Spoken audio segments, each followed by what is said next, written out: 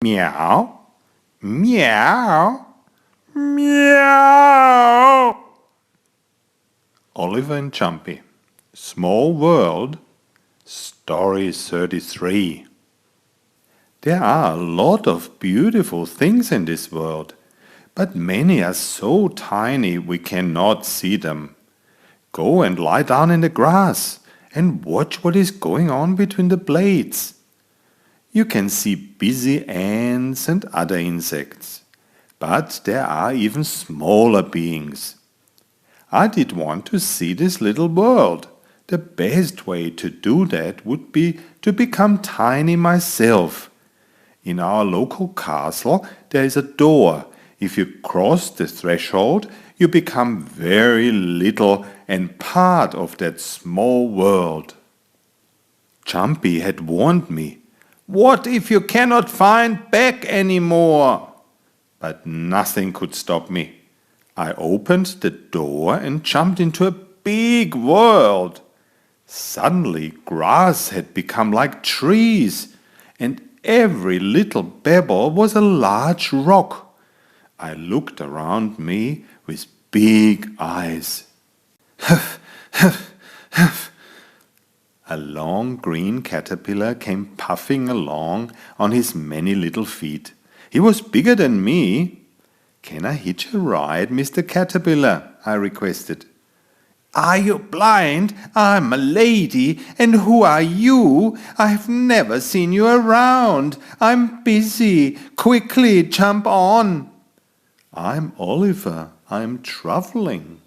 So I sat on her round back and she walked along, while I enjoyed the unfamiliar scenery. But soon she reached her destination. She was visiting her grandchildren for playtime. So I wished them all goodbye and continued on foot. I was crossing a meadow with flowers. Unexpectedly, a big black beetle jumped out from behind a rock. "You look like a tasty bite for dinner," he said to me and was ready to grab me.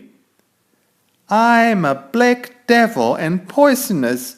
You can eat me, but you will regret it." I lied to him to save my life. "Well, that may be the case or it may not be. I guess I cannot risk it. I'm not really into furry animals anyway. The hair makes me sneeze." And he turned around and ambled off. "That was pretty clever of you," said a voice behind me. It was an ant of my size. "He would have had you for lunch otherwise. Come and visit our home. I introduce you to our queen." I was glad for some friendly company who would not want to eat me and came along.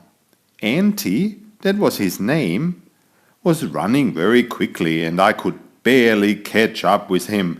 After all, he had more legs than I. Finally, we reached a big hill made of tree needles and clay. It was a very solid house and we went past the guards deep into the tunnels. After many turns and twists, past rooms full of workers and egg hatcheries, we reached the queen's chamber. She was just busily laying another egg. "What strange visitor! Welcome to Antland."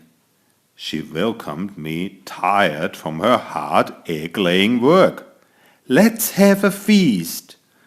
I was glad about the friendly reception. We had a nice meal and a special acrobatic performance, after which I had to get on with my journey. I thanked everybody and was brought to the end of the anthill to the main street. Now, again by myself, I kept walking along the road, whistling a popular tune, when a sudden storm appeared out of nowhere. Immediately beetles and flies were looking for hiding places. "Go and hide, the rain is coming," a little fly cried. I have never been afraid of rain. I was wondering why everybody was so hectic. but I became aware of the danger very soon. Suddenly big drops started to splash around me. Those drops were as big as me, and there, one just fell on me, enclosed me in its midst, and rolled down the road together with its fellows. I had been trapped in the raindrop. We were flowing towards a big red serpent lapping up the water. Oh no, it was Jumpy's tongue, drinking the water running down the path. Her big tongue nearly caught me, and I would have ended up in Jumpy's stomach without her knowing it.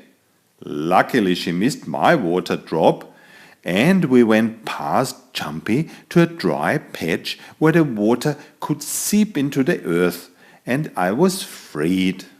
Well, I had enough adventure for the day. How can I get home? A beautiful ladybug came by. Can you please take me up into the sky so I know which way is home? I asked her nicely, and she let me sit on her back. Up we went higher and higher.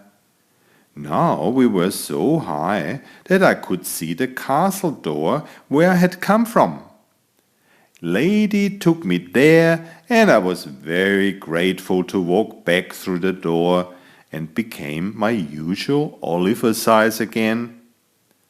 Wouldn't it be fun if you could join me next time? Tiny bye. Hope you enjoyed this story. Please recommend it to your friends. I welcome any inquiries concerning publication of my tales. Thank you. Bye bye. Until next time.